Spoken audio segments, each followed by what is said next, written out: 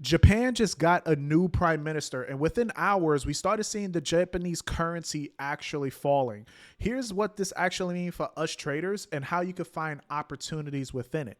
If you guys like this videos for education, understanding fundamentals, please don't forget to give me a like for the algorithms and also subscribe. And when I do go live, make sure you hit that notification bell. Okay, guys? So, new prime minister Sanuk, hope I'm saying it right, came in, right, with plans to boost the economy, right? More government spending, more stimulus.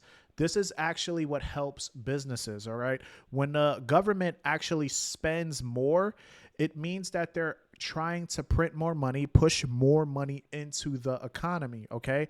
And when they do this, this is what makes a currency weaker, right? For you guys that don't understand, this is what's called quantitative easing, right?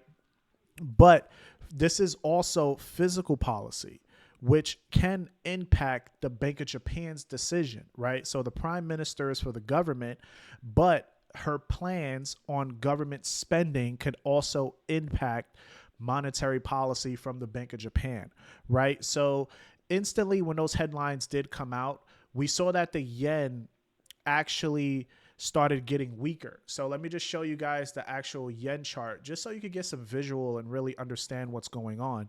So at the beginning of the week, just look at this big drop in the yen currency. Just because of the news of her becoming the new prime minister, markets already understand her stance and her policy, right? They know what she's trying to do, and that's how it impacted the markets, right? Because it's not a guess.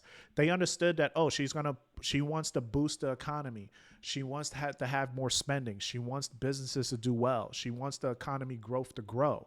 So throwing more money at the economy as investors, that is dovish. We understand as investors, we don't want to buy the yen currency because more money flooding into the system, extra money lowers the value of its cash.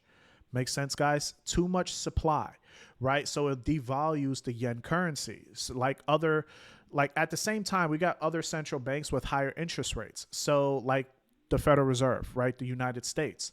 So now if you understand that this was the standpoint, if you look at the pair USDJPY, now you could understand why this pair pushed higher, right? Because the United States we have higher interest rates now compared to the Bank of Japan, right? So the yen overall is extremely devalued. It's one of the lowest countries with one of the lowest interest rates, right? So as investors, when we're pairing currencies together, we want to pair a weaker currency with a stronger currency so we could have an actual direction. But I just want to show you guys these articles, right?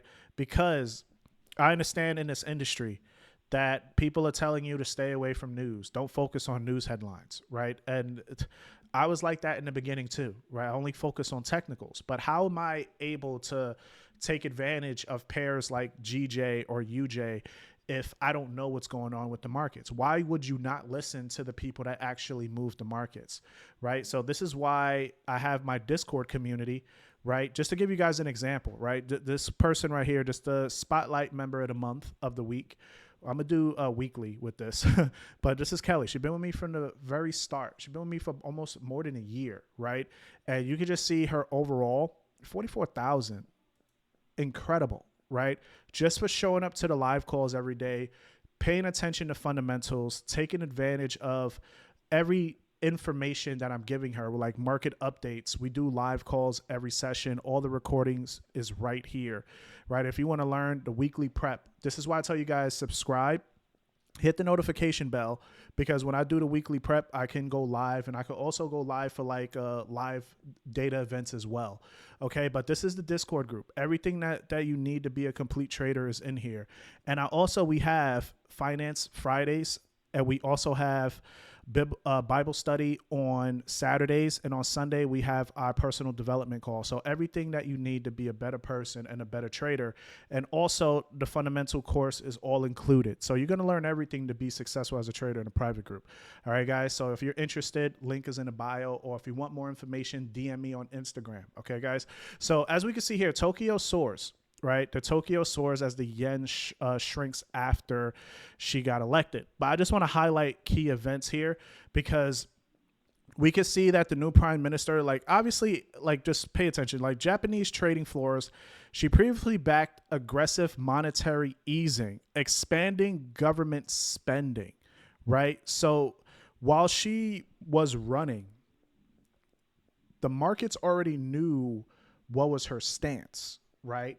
So understanding that already, and then there's a vote, and I believe he backed out. The previous prime minister stepped down. So when you see that headline, oh, she's actually backing aggressive monetary easing. She wants to expand government spending. So if I see that she's going to win, which direction you think the yen is going to go, right? Which direction you think the Japanese stock market is going to go? So this is where you look at the Bank of Japan. Well, Japan's Nikkei, right? This is why it pushed higher because of the quantitative easing. So this gives us a direction to follow, right? Which is ideal. But obviously, I like this. We've been seeing this has been rising this whole time, but this gives extra reason for it, right? Because now with this new government coming in place, we're going to start having a direction. And this is like this to show you guys context and just to give you guys more reasons, right? For how this is related, you know, paying attention to the news. So you could actually see the headlines, right? Where it's like, oh, wow. Like, let me just see right here. Because as you can see, Cato says he hopes that the BOJ will manage monetary policy in an appropriate manner, right? Because remember, we have to separate government from the central bank. They're different, right? The central bank is still independent. So even though that they have a prime minister that now is more in line of government spending, right? If the BOJ, we have to focus on now forward guidance from the Bank of Japan, okay? Because if we want to see continuations of a weaker yen, we want to see continuations of a stronger Japan stock market, we need the Bank of Japan to confirm a dovish policy stance. Once we see that happen, right? If they say that, okay, yeah, we're going to continue to add more stimulus into the economy, we're not likely to going to hike rates. They're more in line, weaker inflation. They're afraid of the slowdown of growth, right?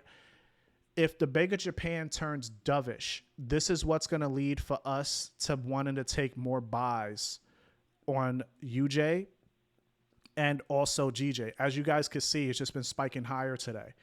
But we just have to still be aware. The yen is also a safe haven, right? So if we get market fear, that could cause the yen to gain some strength and we could see the yen push lower.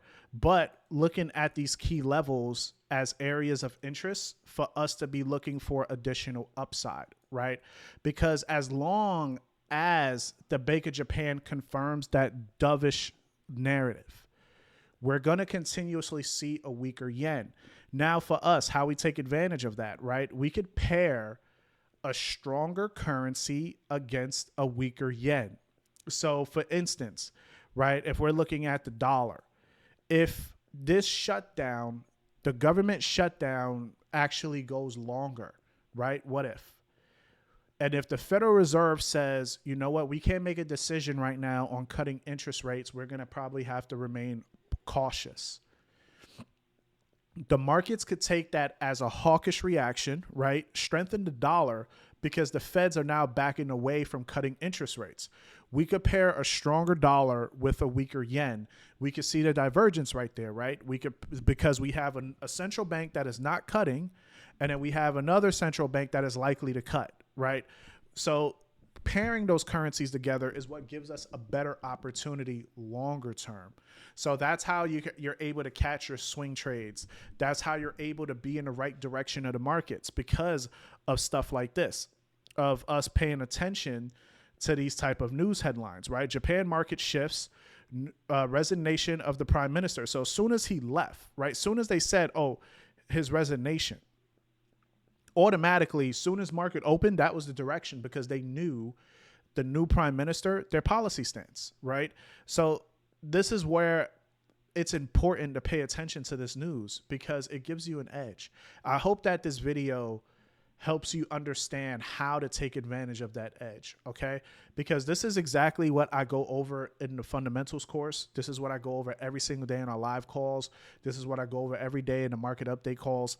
We talk about this stuff so that we're able to instantly take advantage of it if we see that headline come out, because it just happens over and over again, right? So the situations might be different, but the way the markets react is always the same. All right, guys. So I hope that this video helps you guys out. Again, give me a like and a subscribe for the video for the algorithms, right? Because I think more traders need to hear information like this so that they could get better in their trading careers. If you guys are interested in joining the private group, link is in the bio, or message me on Instagram so that we can have a conversation. I can help you guys out, get better in your trading career. Hopefully this video is helpful, guys. Later.